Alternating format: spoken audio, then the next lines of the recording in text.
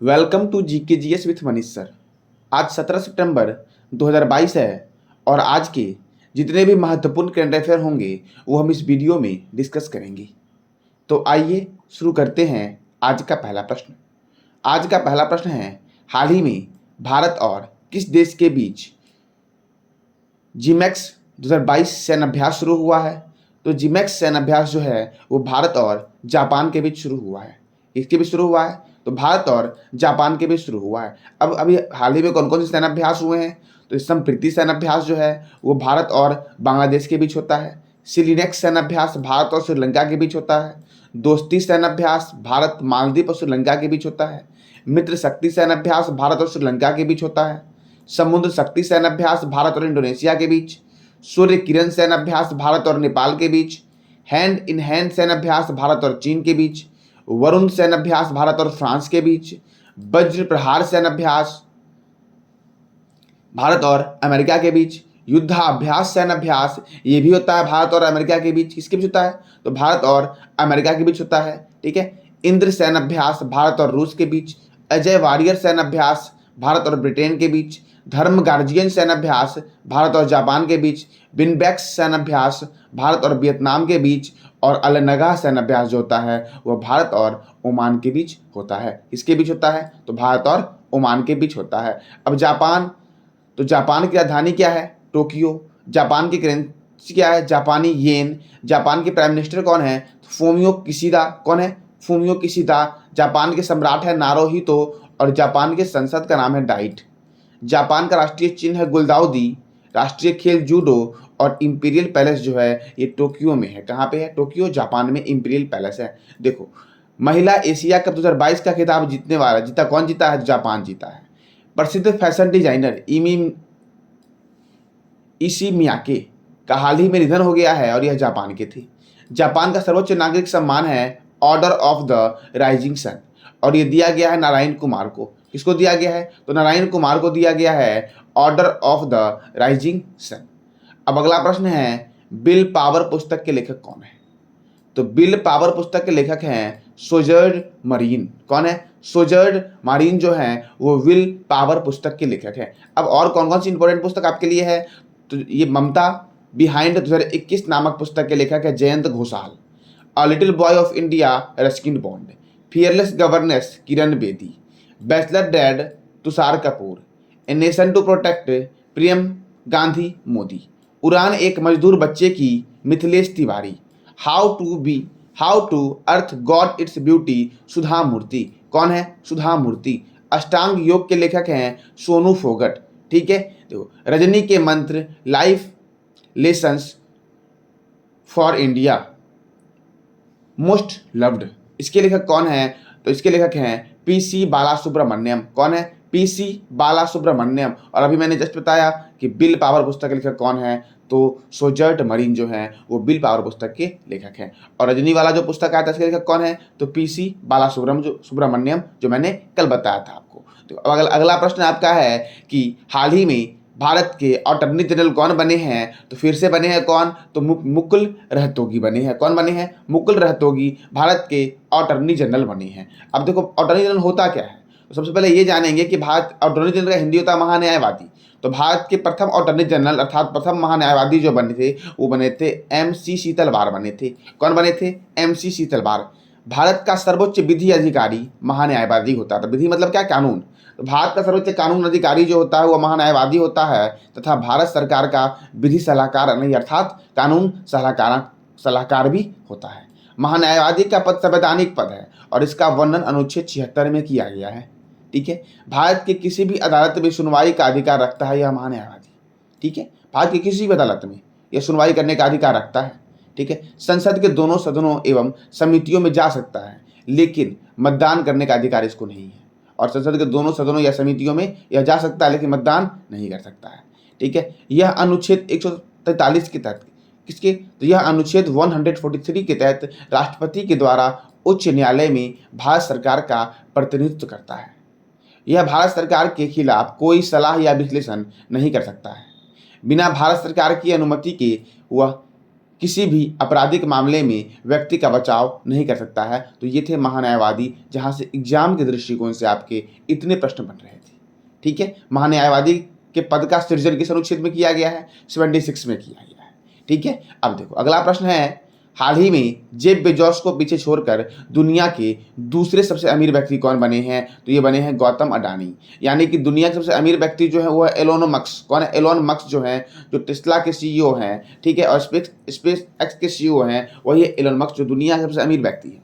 और इनके बाद गौतम अडानी हैं, और गौतम अडानी के बाद जेफ बेजोस हैं। कौन है? Jeff Bezos. यानी कि दुनिया के सबसे अमीर व्यक्ति कौन है? Elon Musk. दूसरे स्थान पे कौन है? गौतम अडानी। और तीसरे स्थान पर कौन है? Jeff Bezos. ठीक है, और दुनिया के दूसरे सबसे अमीर व्यक्ति कौन है? तो गौतम अडानी है। देखिए, अडानी समूह का मुख्यालय जो है वो गुजरात के अहमदाबाद में है, और इसकी स्थापना हुई थी 1988 में। कब हुई थी? 1988 में। ठीक है, अहमदाबाद को ही बोलते हैं भारत का मैनचेस्टर। क्या बोलते हैं? तो भारत का मैनचेस्टर। अब अगला प्रश्न है, हाल ही में किस मंत्रालय ने रामकृष्ण मिशन के जागृति कार्यक्रम का शुरुआत किया है? तो शिक्षा मंत्रालय ने। अब देखिए, मैं कई बार बताया हूँ शिक्षा मंत्री कौन है, महिला एवं बाल विकास मंत्री कौन है, पर्यावरण मंत्रालय किसके पास है, गृह मंत्रालय किसके पास है।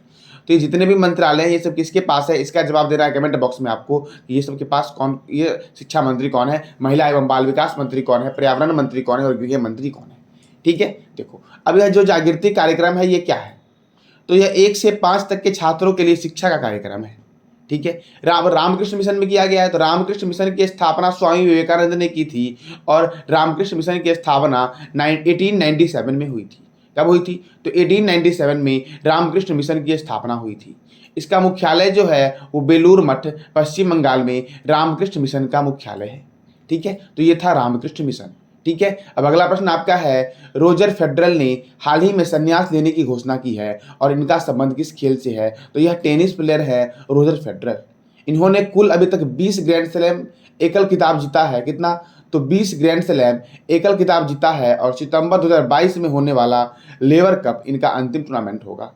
ठीक है, अब अगर ग्रैंड स्लैम के बारे में बात करें, उन्होंने कौन सा लास्ट ग्रैंड स्लैम जीता है? तो ऑस्ट्रेलियाई ग्रैंड स्लैम 2018 में इन्होंने आखिरी बार जीता है। ठीक है, और लास्ट मैच इनका कौन सा रहेगा? तो लेवर कप रहेगा इनका अंतिम टूर्नामेंट। कौन है ये? तो रोजर फेडरल, जिनका संबंध किस खेल से है? तो टेनिस की महान खिलाड़ी है रोजर फेडरल। ठीक है, अब अगला प्रश्न आपका है, विश्व ओजोन दिवस कब मनाया जाता है? तो विश्व ओजोन दिवस मनाया जाता है 16 सितंबर को। कब मनाया जाता है? तो 16 सितंबर को मनाया जाता है विश्व ओजोन दिवस। अब थीम क्या था 2022 का? तो थीम था पृथ्वी पर जीवन की रक्षा करने वाला वैश्विक सहयोग। यही था ओजोन दिवस का थीम। क्या था? तो पृथ्वी पर जीवन की रक्षा करने वाला वैश्विक सहयोग जो था, यही था ओजोन दिवस का थीम। अब देखो, अभी तक जो भी इस महीने में इंपॉर्टेंट डे मनाए गए हैं वो आपको कमेंट बॉक्स में बताना है कि इस महीने में कौन कौन सा दिवस मनाया गया। जैसे कि विश्व नारियल दिवस मैंने बताया था 2 सितंबर को मनाया गया विश्व नारियल दिवस। ठीक है, हिंदी दिवस जो मनाया गया आपका वो कब मनाया गया, विश्व हिंदी दिवस कब मनाया गया। तो ये सब का जवाब आपको देना है कमेंट बॉक्स में कि इस महीने में कौन कौन से महत्वपूर्ण दिवस मनाए गए। ठीक है, मैं कंटिन्यू आपका रिवीजन करवा रहा हूँ, तो आज आप खुद से रिवीजन करो कि इस महीने में कौन कौन से इंपॉर्टेंट डे मनाए गए। अब देखो, डिजिटल एड्रेस के साथ कौन सा देश पहला स्मार्ट सिटी बनेगा?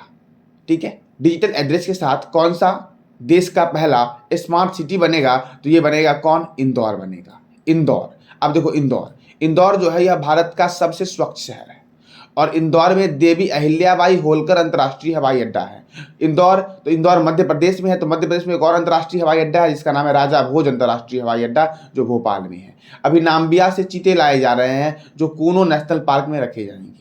कहाँ रखे जाएंगे? कूनो नेशनल पार्क में, जो मध्य प्रदेश में आपका है। मध्य प्रदेश की राजधानी है भोपाल, गवर्नर है मंगू भाई छगन भाई पटेल, और मुख्यमंत्री हैं शिवराज सिंह चौहान, तथा राज्यसभा सीट है 11 और लोकसभा सीट है कितना?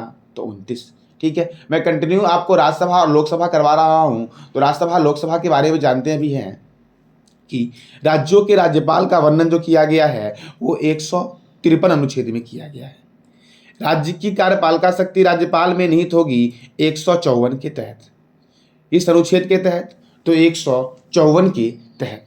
ठीक है, राज्यपाल की नियुक्ति राष्ट्रपति करता है अनुच्छेद 155 के तहत। राज्यसभा का वर्णन किया गया है अनुच्छेद 80 में, और लोकसभा का वर्णन किया गया है अनुच्छेद 81 में तथा संसद का वर्णन जो किया गया है वो किसमें किया गया है, तो संसद का वर्णन किया गया है 79 में। और अभी मैंने जस्ट एक और अनुच्छेद बताया था कि 76 में अटॉर्नी जनरल की नियुक्ति के बारे में बताया गया है या अटॉर्नी जनरल के बारे में बताया गया है। ठीक है, फिर से एक बार बोल दे रहा हूं, राज्यों के राज्यपाल का वर्णन किस अनुच्छेद में किया गया है, तो राज्यों के राज्यपाल का वर्णन जो किया गया है वह 153 में किया गया है। इसमें किया गया है तो 153 अनुच्छेद में किया गया है। ठीक है, राज्य की कार्यपालिका शक्ति राज्यपाल में निहित होगी, ये 154 में है। और राज्यपाल की नियुक्ति राष्ट्रपति करता है, यह 155 में है। राज्यसभा का वर्णन 80 में है, लोकसभा का वर्णन 81 में है, संसद का गठन 79 में है और महान्यायवादी पद की व्यवस्था जो की गई है आपकी वो 76 में की गई है। इसमें की गई है 76 में। अब मध्य प्रदेश, तो मध्य प्रदेश जो है यहाँ पे कान्हा किसली नेशनल पार्क है, माधव राष्ट्रीय उद्यान जो है यह भी मध्य प्रदेश में है। वन विहार नेशनल पार्क मध्य प्रदेश में है, सतपुरा नेशनल पार्क, बांधवगढ़ राष्ट्रीय उद्यान, ओंकारेश्वर राष्ट्रीय उद्यान, डायनासोर राष्ट्रीय उद्यान और कुनो राष्ट्रीय उद्यान कहाँ पे है, मध्य प्रदेश में है। और अभी मैंने जस्ट बताया था कि राजा भोज अंतर्राष्ट्रीय हवाई अड्डा भोपाल में है और देवी अहिल्याबाई होलकर अंतर्राष्ट्रीय हवाई अड्डा जो है आपका वो इंदौर में है। भोपाल में ही है भोजताल लेक, कौन सा, तो भोजताल जो है आपका ये भोपाल में ही है। ठीक है, अब मैंने कल आपसे एक प्रश्न पूछा था कि विश्व हिंदी दिवस कब मनाया जाता है, तो विश्व हिंदी दिवस मनाया जाता है 14 सितंबर को मनाया जाता है। विश्व हिंदी दिवस कब मनाया जाता है, तो 14 सितंबर को मनाया जाता है विश्व हिंदी दिवस। अब इस महीने में कौन कौन से इंपॉर्टेंट डे मनाए गए, तो पहला है विश्व नारियल दिवस 2 सितंबर, अंतर्राष्ट्रीय चैरिटी दिवस 5 सितंबर, राष्ट्रीय शिक्षक दिवस 5 सितंबर, थीम था leading in crisis reimagining the future, नीले आसमान के लिए अंतर्राष्ट्रीय स्वच्छ वायु दिवस 7 सितंबर, अंतर्राष्ट्रीय साक्षरता दिवस 8 सितंबर, थीम था ट्रांसफॉर्मिंग लिटरेसी लर्निंग सस्पेंस। ठीक है, शिक्षा को हमले से बचाने के लिए अंतर्राष्ट्रीय दिवस 9 सितंबर, विश्व आत्महत्या रोकथाम दिवस 10 सितंबर, राष्ट्रीय वन शहीद दिवस 10 सितंबर, हिंदी दिवस 14 सितंबर, विश्व हिंदी दिवस 10 जनवरी यह मनाया जाता है। देखो, हिंदी दिवस 14 सितंबर को मनाया जाता है और विश्व हिंदी दिवस आपका मनाया जाता है 10 जनवरी को। ठीक है, विश्व लिम्फोमा दिवस, लिम्फोमा जागरूकता दिवस 15 सितंबर, अंतर्राष्ट्रीय लोकतंत्र दिवस 15 सितंबर कब मनाया जाता है, तो अंतर्राष्ट्रीय लोकतंत्र दिवस मनाया जाता है 15 सितंबर को और अभियंता दिवस 15 सितंबर को मनाया जाता है। ठीक है, कब मनाया जाता है, 15 सितंबर को। और आज का आपका प्रश्न है निक्षय 2.0 पोर्टल का संबंध किस बीमारी से है, तो इसका जवाब देना है कमेंट बॉक्स में आपको कि निक्षय 2.0 पोर्टल का संबंध किस बीमारी से है। ठीक है, तो ये आज का था करंट अफेयर आपका। ठीक है, तो अगर आपको जानकारी अच्छी लगी हो तो लाइक करें, शेयर करें और सब्सक्राइब करें और सपोर्ट करें। Thank you.